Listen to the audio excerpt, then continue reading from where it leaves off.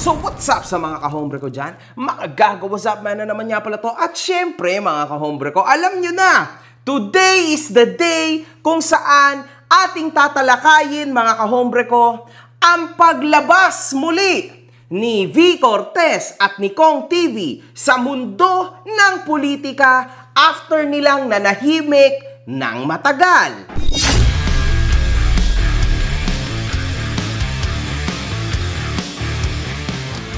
Hinahanap mo ba ako sa Facebook? I-follow mo na ako. Ito ang page ko. Ba't di mo ma-call out si Kong TV? Ba't di mo magawa ng biggest si Kong TV? Ba't di mo magawa ng biggest si Kong TV? Ba't di mo magawa ng biggest si Kong TV? Ano yung sabi mo? Ano yung sabi mo? Ba't di mo magawa ng biggest si Kong TV? Kasi sigurado, tinira niya si Kong TV, tapos na siya, hindi na siya makakakuha ng mga subscriber. Yun yung sabihin mo. Papakantot ka rin sa akin, gago! Go!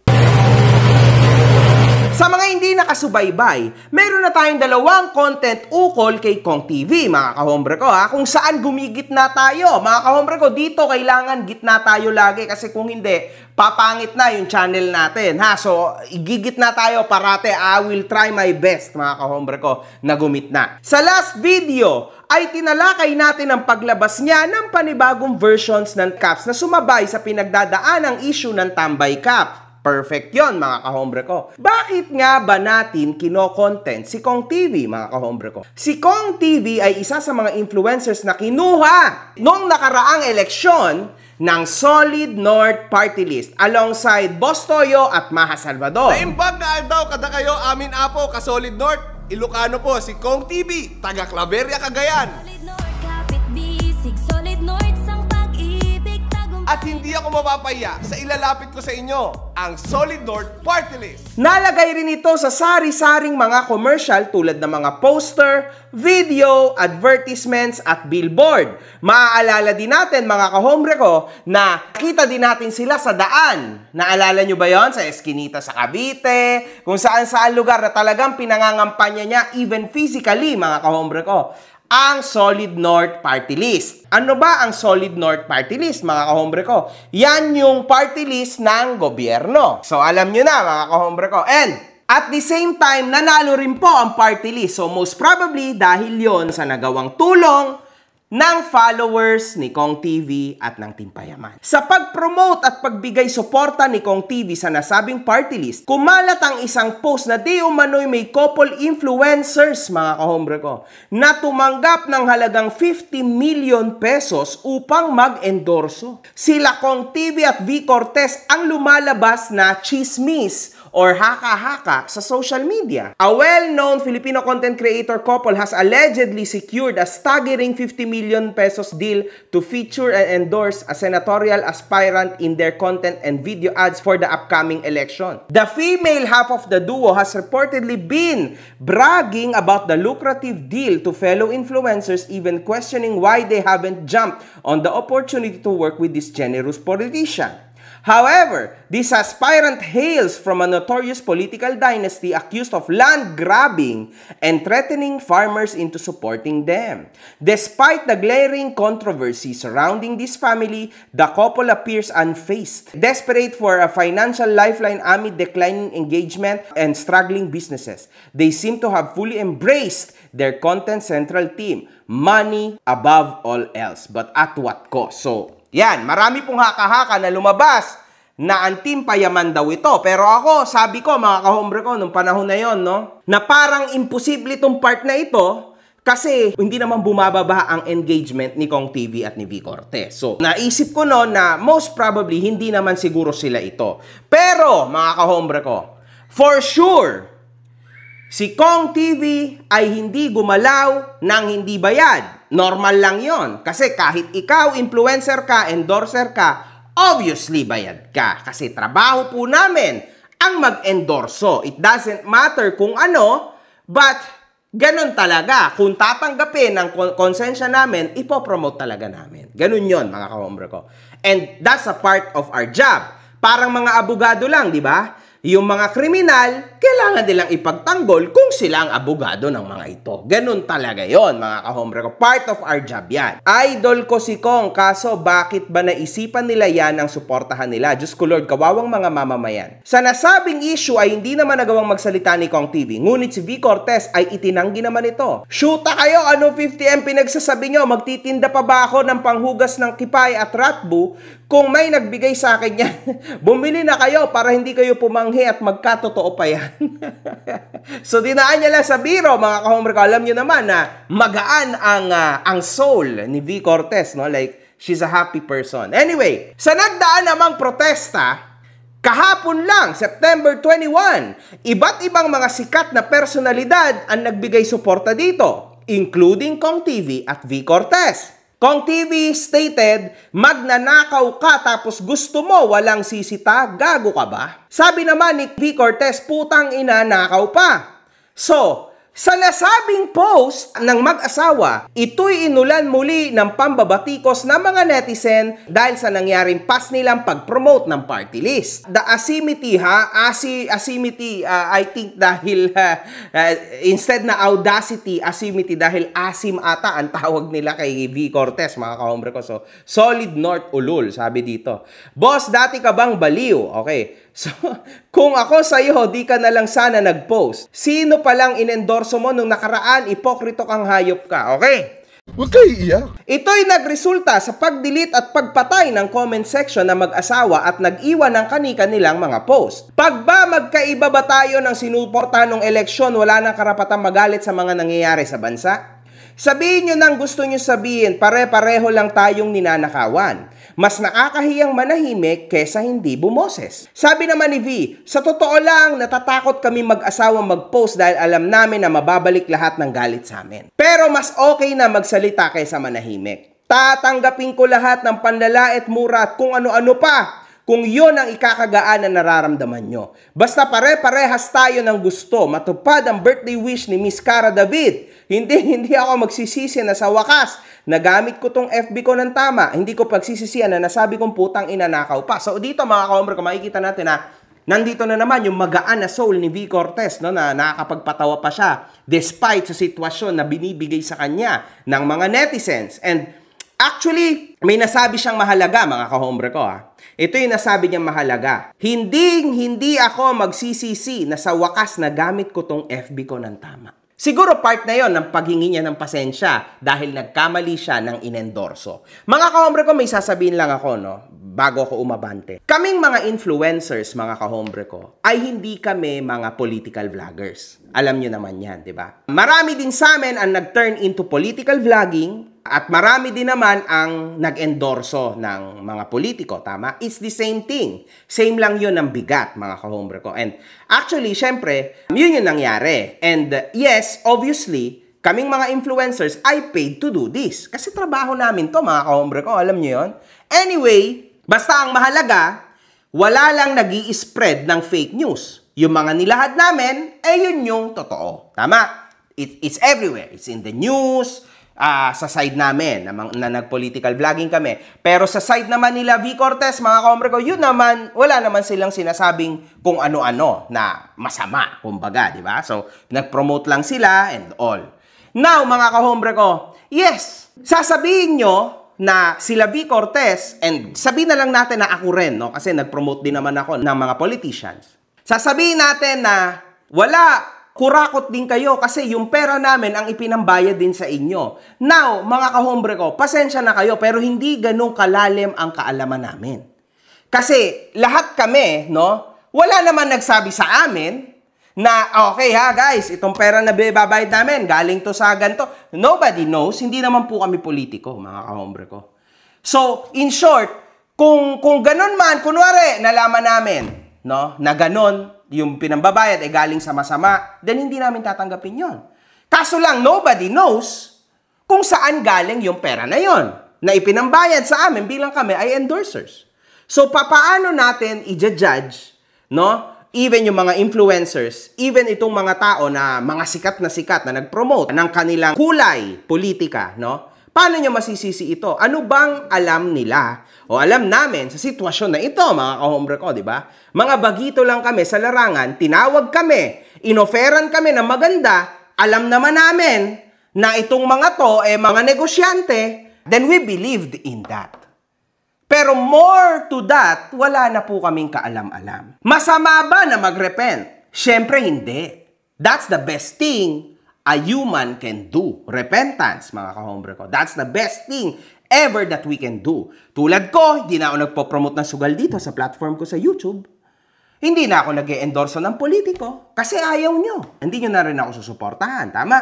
That's why I stopped and actually, umabante na lang ako sa buhay ko. Tama din naman kayo eh. Kasi even without that, okay lang naman ang life. Diba? Okay lang naman ako. So, ganun din po sila Kong TV and sila V. Cortez. Hindi nga lang sila vocal sa ganyang part, tulad ko, mga kahombre ko, kasi ako, kahit papano, lagi nyo akong kausap. Lagi tayong nagkekwentuhan sa video ko, at ako ay commentary channel. Sila V. Cortez at Kong TV, mga kahombre ko, ayaw nilang haluan ng kalokohan o tulad ko na nakikipag-usap sa fans, ang kanilang mga channel. Because they are vloggers, actually. So, lifestyle vlogs. Ang hirap nitong sitwasyon na to, pero dapat makita din natin yung ilaw sa argumento na mag-asawa na to. Kasi may ilaw naman, no? Lalong-lalo na yung uulitin ko, yung sinabi niya na buti na lang nagamit ko na ng tama ang FB ko. Tama? So, that's a positive thing. Yun nga lang, V. Cortez at Kong TV, dapat inuna nyo munang humingi ng pasensya. Umamin sana muna kayo na mali pala talaga yung inendorso nyo bago sana kayo nagbigay ng komento kasi lumalabas dito na may pagkabalimbing kayo. Unfortunately, that's real. Diba? Sa naging action na ito, balimbing yung dating nyo, hipokrito yung dating nyo. Yun yung sitwasyon, mga kahombre ko. And yun po yung nakapagpasama sa kanila ngayon, kaya sila pinagbababash. Samantalang kung bago ka sana nag-comment, nagpaliwanag ka muna unang post and then pangalawa, nilagay mo yung post. Maybe, hindi nyo to naramdaman. Kaso wala. Naunahan kayo ng hype. Siyempre, di ba? Malakas tong argumento na to, sasakyan talaga ng mga influencers yan. Ganon talaga, normal lang yon. Huwag itatanggi. Kasi masamang maging hipokrito, mga kahombre ko. Ha? Huwag sana nilang itanggi ang part niyan. Anyway, ang pananahimik ay patuloy na pagsuporta sa mga buwaya at sa korupsyon. Tapos sasabihin nyo, manahimik na lang ako. No! Okay lang, murahin nyo ako, magalit kayo, basta ako magdadako dito sa FB ko. Habang nag-aaway tayo ngayon, nandun sila, nakain pa ata ng steak. Tama din yun, mga kahombre ko. And ito, parating yung tandaan, mga kahombre ko. Kaming mga vloggers, ay di hamak na malaki rin ang binabayaran namin sa tax. Sa tingin ko, mas malaki po ang binabayaran namin kaysa sa normal na tao lang kasi mas mataas ang ipinataw na tax sa amin. Alam nyo naman yan, mga kahombre ko, di ba? So, mas mataas po ang binabayaran namin tax monthly. Sana lang, clear sa inyo yan, no? Na pare-parehas tayo dito ng stand at pare-parehas tayong bad trip sa gobyerno, mga kahombre ko, ha? Wala dito na lalaban na, oo, tama nga si Gento. No. Mali lahat sila. We are here para sana ayusin at linisin ang gobernansa sa mga buhaya na ito. Comments! I appreciate you using your platform now. Pero sana next election, be mindful of the people you endorse or make collab vlogs with. Like Camille Villar at Solid North Party List. Hindi pwede ngayon lang kayo galit, pero sa 2028, same trapos lang iboboto at i-endorso nyo. So, ayan na, kasi literal na in-endorso po nila to, mga kahombre ko, no? Dami pa din talagang masasabi ng mga tao, lalo na ngayon at mataas pang emosyon ng bawat isa. Pero ang importante, sumama kayo mag-asawa sa pagtindig. Sa mga nagagalit, hindi ba ito ang gusto natin? Baguhin ang pananaw ng mga bumoto sa mga magnanakaw. Tama! Very intelligent, di ba? Hindi sila ang kalaban. Ngayon na nakikita na nila ang epekto ng mga desisyon nila nitong nagdaang eleksyon, sana naman tayo ng mga unang namulat ay tanggapin sila. Tama. Gawin lahat ng makakaya para yung mga ibang sarado pa rin ang isip at pananaw ay mamulat sa katotohanan. Sa totoo lang, mga kahombre ko, nabulag din ako. No? Ganun talaga. Akala ko tama yung ini-endorso ko. And hindi pala tama. ngayon ko yan napatunayan. Kasi uulitin ko, nobody knows. Alam ba naman namin, mga kahombre ko, na may ganito pala? Kahit nga kayo hindi nyo alam Ngayon lang natin napatunayan na totoo pala. Before, it was all hearsay. O yan, ngayon lumabas na. Di ngayon, lahat tayo nagalit at magagalit, obviously. Kaya magkakasama tayo dito, mga kahombre ko. You guys are telling her to admit their mistakes. She did sa comment sec, nilista niya lahat ng regrets niya. Tanong lang, ano ba talagang gusto nyo? For them to stay with the wrong people or realize the mistake and stand for what is right? Ang gulo nyo, mga hipokrito rin pala kayo. After nyo makinabang sa nakaw, ang pagsuporta sa magnanakaw ay pagnanakaw din sa bayan. Parte kayo. Bakit may magnanakaw sa kaba ng bayan? Dapat nananahimik na lang kayo na para bang wala kayong inendorso at sinuportahan na magnanakaw ng eleksyon. Isang malaking insulto sa mga mamayang Pilipino. Sabi po ni V. Cortez, hindi kami mananahimik. Bakit nalalasap naman namin ngayon ang galit Di bali ng ganito kaysa magbulag-bulagan. Ang kapatid rin naman ni Kong na si Junie Boy na nasangkot rin sa isang kontrobersiya sa pag-promote ng sugal ay nagawang mag-post at dumalo sa nasabing protesta. Tumindig! Ako, di lang para sa sarili ko, kundi para sa kinabukasan ng mga kabataan. Kagaya ng marami, may anak din ako at ayaw ko maranasan nila ang parehong sakit, galit at pagkadismaya na naranasan natin ngayon dahil sa gobyernong nilalamon ng korupsyon. Lumaban tayo para balang araw hindi na nila kailangang gawin ito. Kasi ang laban na hindi natin matatapos ngayon, sila mapipilitan magtuloy bukas, panagutin ang mga putang ina magnanakaw na yan. So, si Junie Boy naman, mga kahombre ko, wala itong ipinromote na mga politiko. So, nag-stick lang to sa promotion niya ng sugal. Anyway, pakisabi sa mag-asawang Kong at V na wag puro pera, pumili din ng tama, buti pa kayo mag-asawa, iniisip nyo hindi lang anak nyo, kundi mamamayan. Sana matauhan na kuya mo at ang asawa niya. Isa ka din, idol, inendorso mo si Romualdez dati, solid nerd kayo, di ba? Consistent talaga kayo mag-asawa simula noon hanggang ngayon. Tama yan.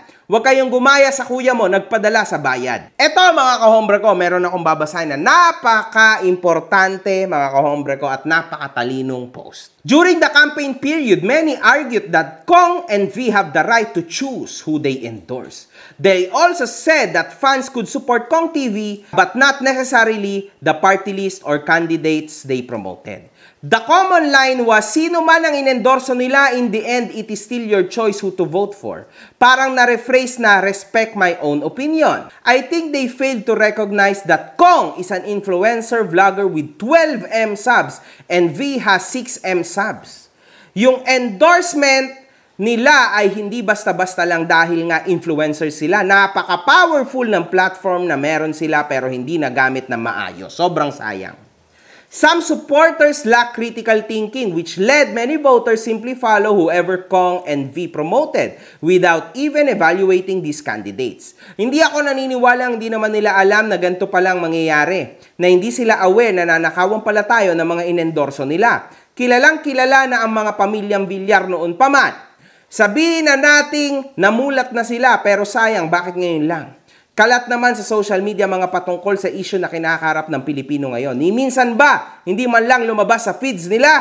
I wonder what happened to them, lalo na kay Kong, considering how creative he is in making content. Napakalaking question mark how he suddenly aligned so firmly with the Solid North party list. So yun nga mga kahombre ko, no? At mapapansin natin, ito logic lang, no? Si Kong TV ay nawala ng 4 na buwan sa YouTube.